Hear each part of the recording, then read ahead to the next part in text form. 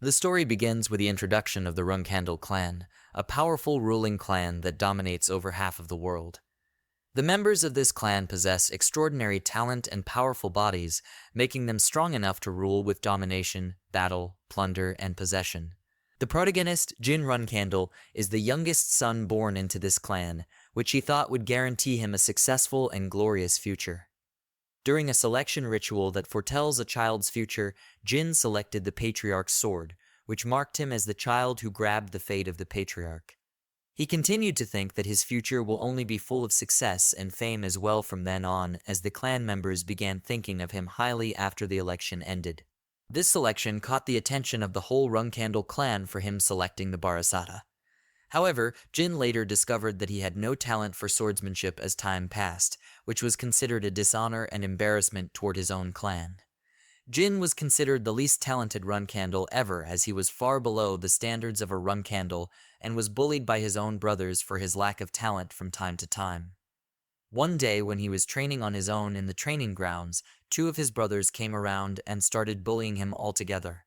They didn't stop after noticing his mental or physical condition, and even shamed him for studying swordsmanship theory, as it led to them breaking the only wooden sword that he was given to do training with. Despite this, Jin remained determined to gain his family's acknowledgement through hard work, as he wanted to forget everything that happened to him, till then thinking that he will make a comeback to carry the flag of his own clan. But nothing goes right for him from then on, as he ends up hitting the bottom of the sea with the last step done by his family. However, he was expelled from the clan due to his lack of talent, and only decided to go away unharmed as he tried his best to meet their requirements, and it was only then that he met his master, who revealed to him that he possessed a talent in magic which is forbidden in the Runkhandle family. After 3 years of studying magic, Jin was able to connect mana and was summoned by Solderit, the god of shadows, who offered him a contract that allowed him to use Shadow's spiritual power and nullify curses. Solderit revealed that Jin had been cursed with the Blade of Illusion in his childhood, which suppressed his talent for swordsmanship, but he was now relieved of the curse with the help provided by him. Solderit also swore that no curses will ever be able to harm him ever again from then on, as he will continue to watch over him with curious eyes and authority. Jin believed that his hard work was finally paying off as soon as he starts witnessing the result with his own eyes, but he was then attacked and left badly injured, begging for his master and Solderit to save him as he continued to groan in pain under rocks and pebbles, while his blood continues to spread on the ground, painting it dark red. However, no one came to his aid, and the only question that came to his mind was why he was given a chance when it would end this way by proving everything useless. Suddenly, he found himself in a situation where his clan members were looking at him, and he realized that he had time traveled back to when he was 1 year old. He chose the Barasata sword in the trial once again, but this time he does so of his own will while dreaming of the glory of his own future, which he was unable to achieve in his previous life because of his untimely demise. The Runkhandle's clan members were surprised when Jin picked Barasata in the ritual, as none of the children had chosen it before. Jin's father ordered him to move to the Storm Castle, where children were traditionally expected to stay until they turned 10 years old. 6 years later, it was found out that it is in their tradition for children to stay in Storm Castle until they turn 10 years old. Jin still had 3 years left to leave the castle when he saw a bird getting killed by his brothers, who only targeted him by doing that. As he knows that the only one who could have done this inside the Storm Castle was his brothers. After coming face to face with his brothers, they continued to mock him by saying that if he was going to cry. Jin remembered how his brothers became infamous murderers in their past life, but he got angry that they killed an innocent bird just to mess with him. He realized that he had chosen Barasata because he wanted to avoid his brothers, but they still found a way to torment him. When his brother attacked him and told him to quit, Jin had to retaliate and prepare for the consequences they were about to face. However, Jin stopped their attack with his hand and told them that they are quite noisy and that they should just shut the hell up. Jin beat both of them and warned them to stay out of his sight. Khan, a man who witnessed the fight, offered to take Jin's brothers to the hospital in that instant. However, Jin had some other plan and ordered Khan to follow him outside instead. He buried the dead bird and left his brothers in the rain just to suffer, believing that they needed to learn the severity of their actions. As they walked back, Khan suspected that Jin had used forbidden mana energy that shouldn't be existing around the Rum Candle clan family during the fight and felt obligated to report it to the clan patriarch immediately. Jin, who had used spiritual power rather than mana, knew that Khan would report him, but was not worried as his contract with Solderit, a powerful entity, protected him from the bladed illusion curse which is still valid in his new life. Jin understood that he had to meet his father and face the consequences of his actions, not expecting what was about to happen. As Khan reported to the clan patriarch, the assembly of the night was ordered immediately, and everyone marched towards the castle to confront Jin about it, including Jin's siblings because of the sheer urgency related to his children staying in the castle.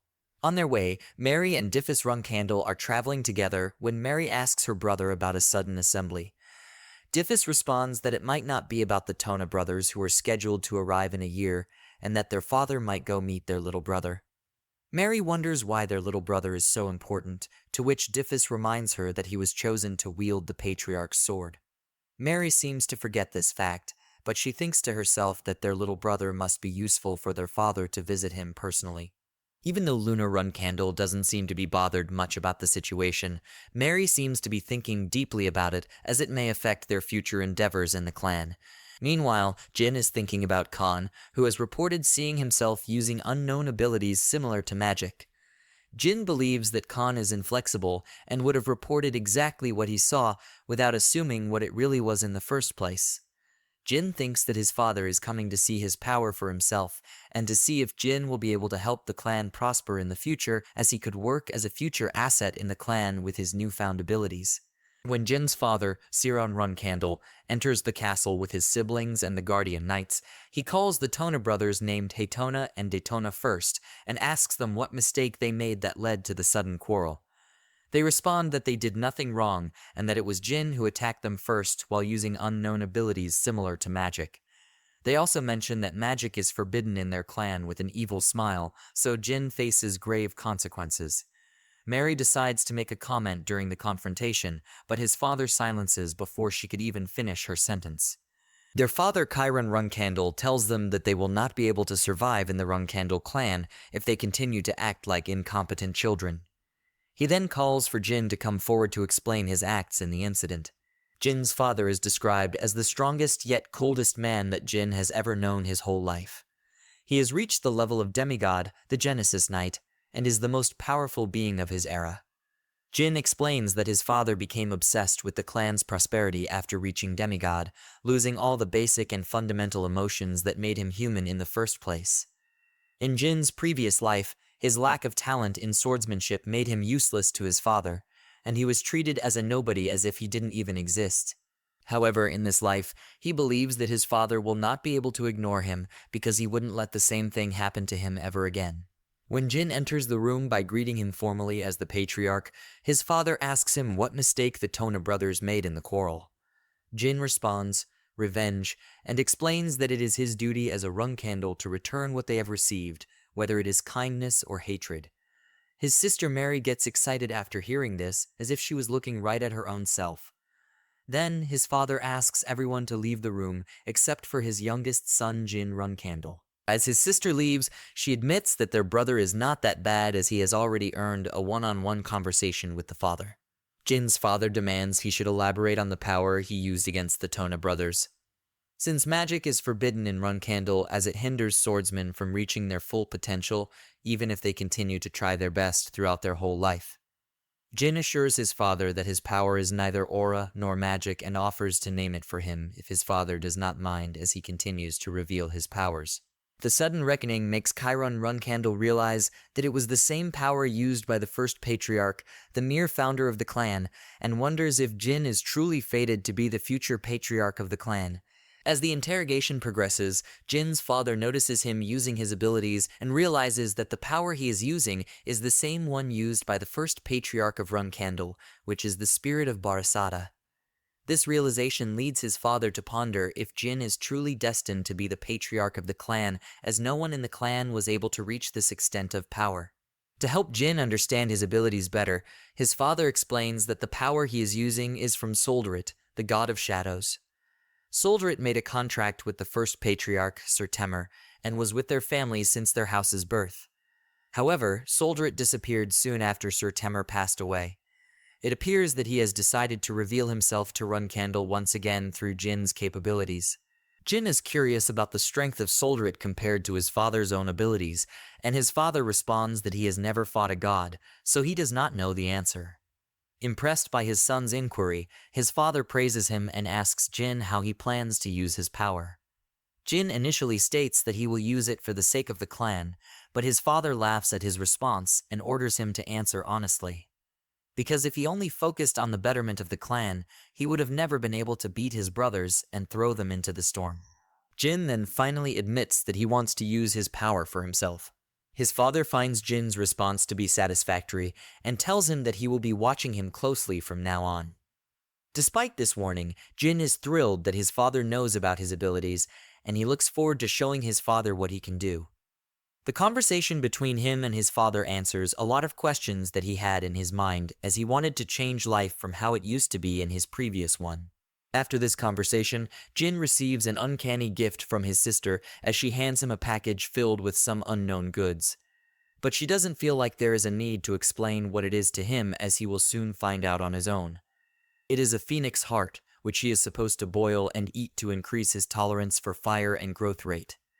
Jin is astonished that his sister would give such a powerful gift to a 7-year-old boy, but he finds it only reasonable as she had achieved the name of the Madwoman of the Southern region.